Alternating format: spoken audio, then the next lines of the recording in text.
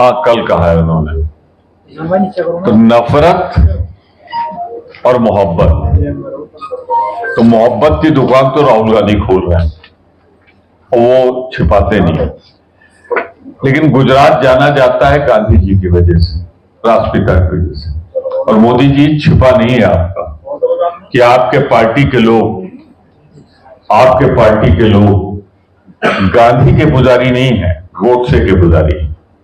तो जो गोडसे की पुजारी जिसकी पार्टी में या जिसके संगठन में लोग हों, बाकायदे गोडसे का तो अभी भी जन्म दिवस मनाने वाले। प्रधानमंत्री जी, कोई ऐसी चीज बोलिए जो थोड़ा बहुत सच हो। गुजरात हमारे लिए वैसे है जैसे अन्य प्रदेश।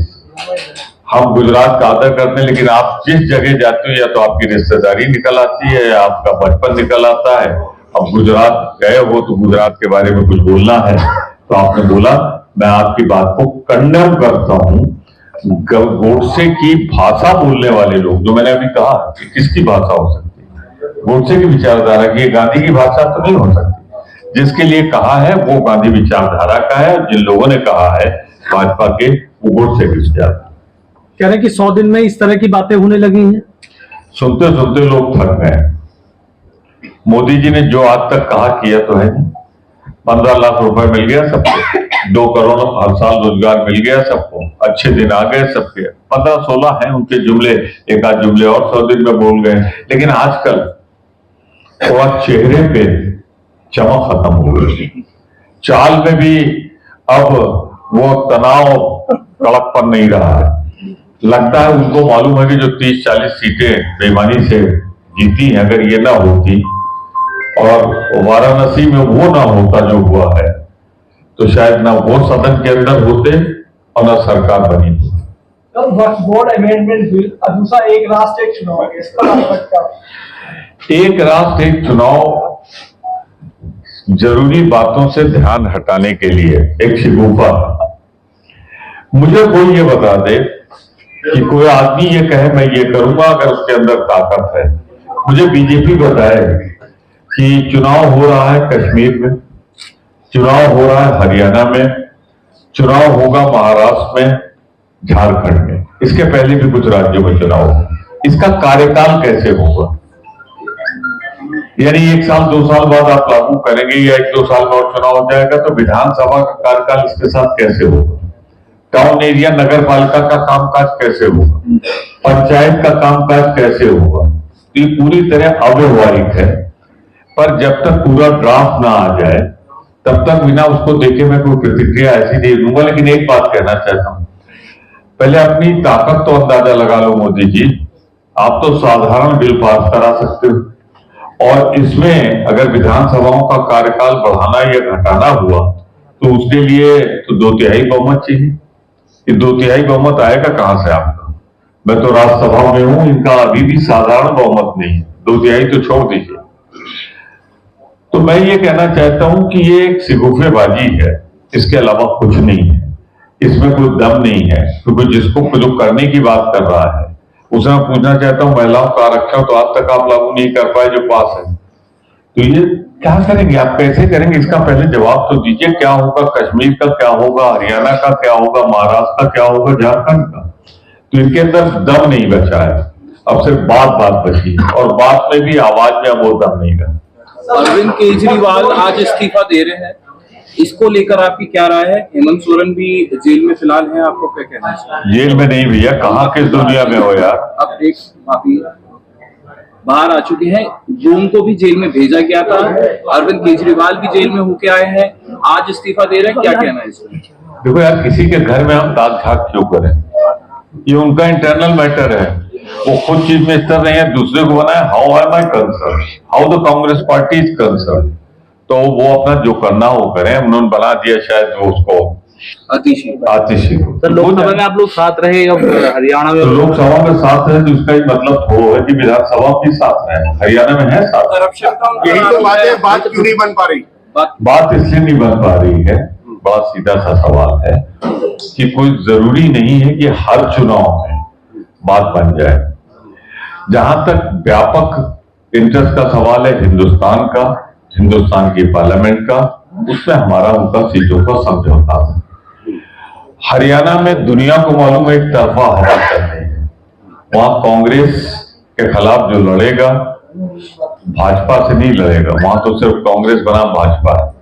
तो वहां क्या समझौता होता है क्या नहीं होता है, ये स्थानीय स्तर पर हमारा नेतृत्व एक स्थानीय स्तर पे हमारा नेतृत्व उसका फैसला लेता है। यानी आप मानते हैं कि आम आदमी पार्टी का हरियाणा के अंदर कहीं कोई जोर नहीं है? सब मानता ही नहीं हूँ, जानता भी हूँ। वहाँ कांग्रेस की आंधी है और कांग्रेस और भाजपा की लड़ाई है, वहाँ और कोई पार्टी लड़ाई में है नहीं। सर सिरसा सीट से वापस लिया है। हाँ? एक आदमी बिल पर क्या कहना कौन सा अमेंडमेंट अमेंडमेंट बिल जो पेश करने जा रही अभी तो जेपीसी के पास है ना, तो पेश तो तब होगी जब जेपीसी की रिपोर्ट आएगी। जेपीसी की रिपोर्ट आने दीजिए, ड्राफ्ट आने दीजिए, उनका आने दीजिए। जब टेबल करेंगे हाउस पे तो वहां पे हम अपनी रिपोर्ट देंगे। अभी से हम कयास कैसे करें? हमारी एक डिमांड थी कि इस पे व्यापक चर्चा होनी चाहिए और इसे जेपीसी को भेजा जाना चाहिए। मोदी साहब को मजबूरन जेपीसी भेजना पड़ा, शायद उनके इतिहास का पहला था जहां उनको झुकना पड़ा और कांग्रेस की बात मानी गई। सांसद जी, मेरा एक सवाल है, क्योंकि आपने बुलडोजर की भी बात करी है, आपके अलायंस की पार्टी है, समाजवादी पार्टी के अध्यक्ष हैं अखिलेश यादव, तो उनका भी एक बयान आया था कि जब हम सत्ता में आएंगे तो सबसे पहले गोरखपुर की तरफ मुंह मोड़ेंगे बुलडोजर का। जब कभी अखिलेश जी आए ना, मुझे पूछ लेना, हमसे क्या पूछ रहे हो? आपकी क्या ओपिनियन है इस पर? अरे देखो सुनो, लॉ एंड ऑर्डर पे रहो। जो सब्जेक्ट पे मैं बोलने आया हूँ बुलडोजर, मेरी क्या ओपिनियन मालूम नहीं है। हम लोग अभी बोल चुका मैं, अभी आपके पहले बोला मैं कि बुलडोजर का उपयोग वहां होना चाहिए जहां कोर्ट का आदेश हो और सारी औपचारिकता पूरी हो। सर, ये उपचुनाव जो हो रहा है, ये क्या कहना, उपचुनाव में कांग्रेस की क्या भूमिका रहने वाली है जो अभी और कितने सीटों पर दावेदारी कर रही है उपचुनाव में? यार तुम इररिलेवेंट सवाल पूछ रहे हो। मैं कैसे कह दूं कि दावेदारी करिए? आपको कैसे बताऊंगी? आपको कैसे बताऊं? दावेदारी तो कर सकते हो। मेरी बात सुनिए, अगर करूंगा तो आपको बताऊंगा। ये सर चलो एक बार पहले let be satisfy, let be satisfy. नहीं हम अलग से नहीं करेंगे, आपको सबके सामने जवाब दूंगा। जब दो पार्टियों के अंदर गठबंधन की बात होती है तो जो सक्षम लोग होते हैं वो बैठ के बात करते हैं कि मैं मीडिया में प्रेस में बात करूंगा। अच्छा सर, ये बताइए अखिलेश यादव क्या भूमिका रहने वाली है कांग्रेस की? अखिलेश यादव ने एसटीएफ पर बड़ा कटाक्ष किया है। उन्होंने कहा वो प्रदेश के मुख्यमंत्री रहे, अगर कुछ कह रहे होंगे तो मैंने भी तो कहा अभी कि मैंने पहली एसटीएफ इनकाउंटर में देखी जिसके पैरों में चप्पल है, जूता नहीं है और बुलेट प्रूफ जैकेट नहीं है। मैंने तो भी कहा ना। तो ये जो मंगेश यादव वाले में जो फोटो आप लोगों ने दिखाई होगी, हम लोग क्या मालूम, वो जो चप्पल आप हवाई दिखा रहे हो, तो हवाई चप्पल से दौड़ सकता है कोई? भाग सकता है कोई? बिना प्रूफ जैकेट के एडवाइस है जब तक पकड़ के बांध न लो, आप नहीं मार सकते। इसके मतलब आपको मालूम था। उन्होंने कहा कि हरियाणा का जिक्र आप अभी कर रहे थे, जो में से एक सवाल आ जाए मैं जवाब दूंगा। आप हरियाणा का जिक्र अभी कर रहे थे और वहां पर चंद्रशेखर आजाद और चौटाला ने भी एक गठबंधन किया है। कह रहे हैं कि इस बार बहुत सारी चीजें हम लोग बदल देंगे और आप कह रहे हैं कि बीजेपी और कांग्रेस में लड़ाई है। इसका एक जवाब देके मैं क्लोज करूंगा। हरियाणा जी, हरियाणा में सीधी लड़ाई भाजपा बनाम कांग्रेस है और ये आप लोग ही ओपिनियन आ रही है, आप लोगों की मीडिया की भी, कि वहां एक तरफा कांग्रेस चल रही है। सिरसा सीट पर भाजपा के प्रत्याशी ने नामांकन वापस ले लिया था। एसटीएफ को स्पेशल ठाकुर, अच्छा, मैं समझता हूँ कि सवाल कम पड़ रहे हैं आपके पास, क्योंकि विषय से बाहर जा रहे हैं आप लोग।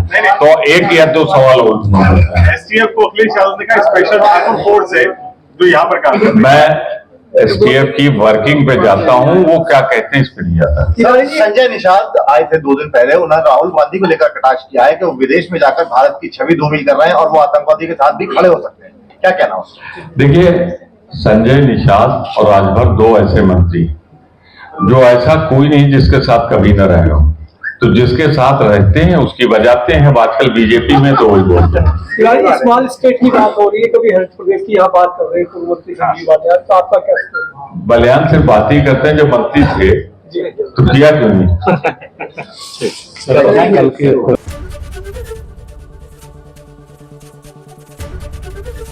एबीपी गंगा, खबर आपकी, जुबान आपकी।